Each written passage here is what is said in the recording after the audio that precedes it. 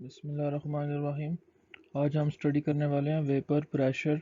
इससे पहले हमने देखा अवेपरेशन क्या होती है। अवेपरेशन एक ऐसा प्रोसेस है जिसमें हम लिक्विड को गैस फेज में चेंज कर देते हैं, तो उसको अवेपरेशन कहते हैं। तो उसी से हम आगे समझते हैं कि वेपर प्रेशर क्या होता है। Vapour pressure the pressure exerted by the vapour of a liquid at equilibrium with the liquid, कि एक ऐसा प्रेशर जो कि लिक्विड के वेपर एक्सर्ट करते हैं लिक्विड के ऊपर एक्विलिब्रियम पे एक ख़ास टेम्परेचर के ऊपर, इसको हम कहते हैं वेपर प्रेशर।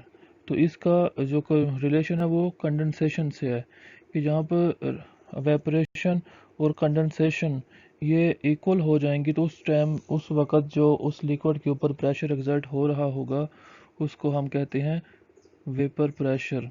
ये शायद आपको अभी ये डेफिनेशन क्लियर नहीं हुई, जब ये टॉपिक हम कंप्लीट करते हैं तो आपको इसकी अच्छी तरह से समझ आ जाएगी। The equilibrium is a state when rate of vaporisation and rate of condensation is equal to each other but in opposite direction. कि हमने कहा है कि एक ऐसा प्रेशर जो कि लिक्विड के वेपर्स एक्सर्ट करते हैं लिक्विड के ऊपर at equilibrium at particular temperature. तो एक्विलिब्रियम का मतलब है कि एक ऐसी स्टेज जिसके ऊपर वेपराइजेशन का रेट और कंडेंसेशन का रेट इक्वल हो जाता है।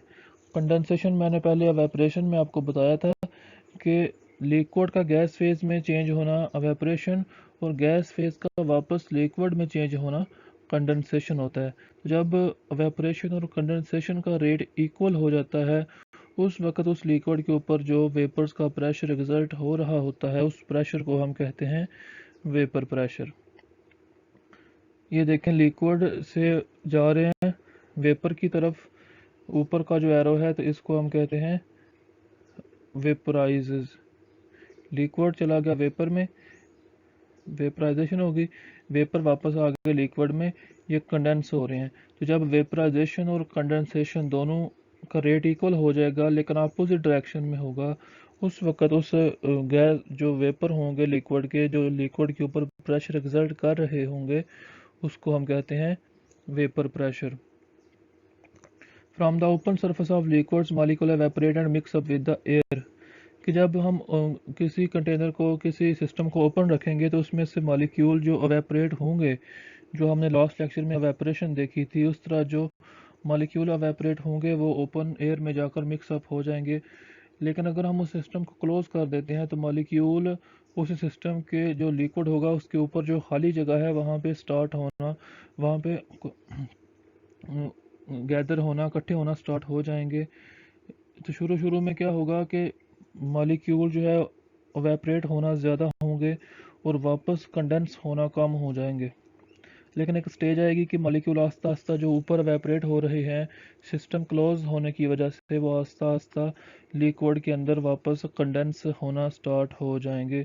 तो पहले शुरू में रेट ऑफ एवेपोरेशन ज़्यादा होगा, रेट ऑफ कंडेंसेशन कम होगा। फिर जैसे ही मॉलिक्यूल ऊपर ज़्यादा होंगे वेपर स्टेट में, तो वहाँ पे फिर वो आस्ता आस्ता उनका जो कंडेंसेशन का रेट है वो भी ज़्यादा होता जाएगा। तो एक स्टेज ऐसी आएगी जहाँ पे rate of evaporation rate of condensation के इक्वल हो जाएगा, यानी कि जितने मॉलिक्यूल एवेपोरेट हो रहे हैं उतने ही मॉलिक्यूल कंडेंस हो रहे हैं। सपोज अगर 50 मॉलिक्यूल एवेपोरेट हो रहे हैं तो उनमें से 50 ही मॉलिक्यूल वापस लिक्विड में आकर लिक्विड बन रहे हैं, कंडेंस हो रहे हैं। तो जब ये स्टेज आएगी जिसके ऊपर रेट ऑफ एवेपोरेशन और रेट ऑफ कंडेंसेशन इक्वल हो जाएगा उसको हम कहते हैं डायनामिक एक्विलिब्रियम। और उस एक्विलिब्रियम के ऊपर जो वेपर्स का प्रेशर लिक्विड के ऊपर लग रहा होगा उस प्रेशर को हम कहते हैं वेपर प्रेशर। ये देखें कि ये हमारे पास एक लिक्विड है इस बर्तन में, इसमें मॉलिक्यूल अभी एवेपोरेट हो रहे हैं।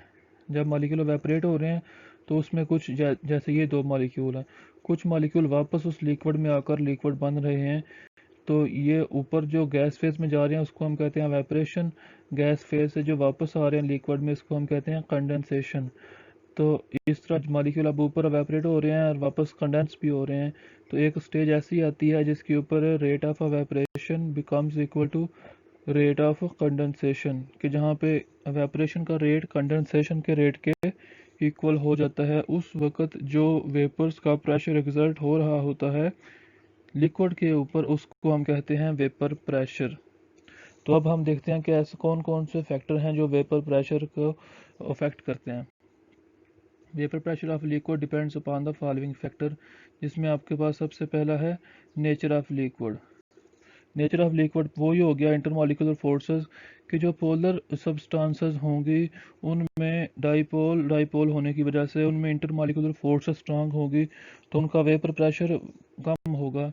Vapour pressure depends upon the nature of liquid. Nature of liquids mean polar है या नॉन पोलर है। अगर पोलर होगा तो उनका वेपर प्रेशर कम होगा नॉन पोलर से सेम टेम्परेचर के ऊपर, क्योंकि नॉन पोलर में इंटरमॉलिक्यूलर फोर्सेस वीक होंगी तो उनके वेपर्स बड़ी आसानी से ऊपर एवेपोरेट कर जाते हैं, लेकिन पोलर में इंटरमॉलिक्यूलर फोर्सेस स्ट्रांग होती हैं जिसकी वजह से वो मॉलिक्यूल ऊपर एवेपोरेट नहीं करेंगे।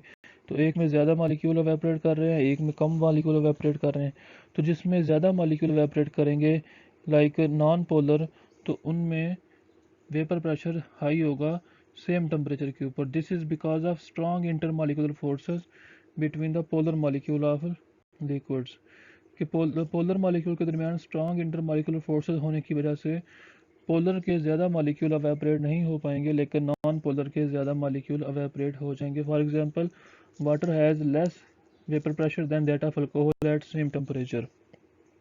कि टेम्परेचर सेम रखें, हम दोनों की क्वांटिटी सेम लें अल्कोहल की और वाटर की, तो आप देखेंगे कि अल्कोहल का जो होगा वो वेपर प्रेशर ज़्यादा होगा वाटर से, क्योंकि वाटर में होती है डबल हाइड्रोजन बॉन्डिंग और अल्कोहल में होती है सिंगल हाइड्रोजन बॉन्डिंग। तो इस वजह से अल्कोहल का वेपर प्रेशर ज़्यादा होगा। अगर हम बॉइलिंग पॉइंट की बात करें तो वाटर का बॉइलिंग पॉइंट ज़्यादा होगा, अल्कोहल का कम होगा। सेकंड हमारे पास है size of molecule. Small size molecule can easily evaporate than big size molecule, hence small size molecule liquids exert more vapour pressure. अगर स्मॉल साइज होगा तो वो बड़ी आसानी से इवेपोरेट कर जाएंगे as compare to large size molecule. For example, hexane 6 carbon वाला has a small size molecule as compare to decane, ये 10 कार्बन वाला है। तो जो 6 कार्बन वाला है कहता है रैपिडली इवेपोरेट हो जाएगा and exert more pressure than decane. कि हेक्सेन जो होगा वो डिकेन से जल्दी इवेपोरेट हो जाएगा और ज़्यादा वेपर प्रेशर एक्सर्ट करेगा।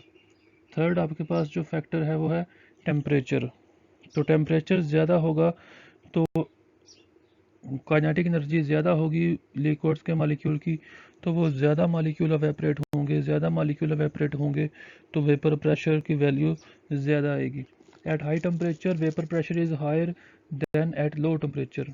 Eight elevated temperature the kinetic energy of the molecule increase enough to enable them to vaporise and exert pressure. कि जब हम ज़्यादा करेंगे टेम्परेचर तो काइनेटिक एनर्जी मॉलिक्यूल की ज़्यादा होने से वो ज़्यादा वेपराइज होंगे। जितने ज़्यादा मॉलिक्यूल वेपराइज होंगे उतना ज़्यादा वो वेपर प्रेशर एक्सर्ट करेंगे। तो ये हमारी सेकंड टिपिकल प्रॉपर्टी थी लिक्विड्स की। पहले हमने देखी वेपरेशन, ये वेपर प्रेशर है। नेक्स्ट लेक्चर में हम स्टडी करेंगे बॉइलिंग पॉइंट।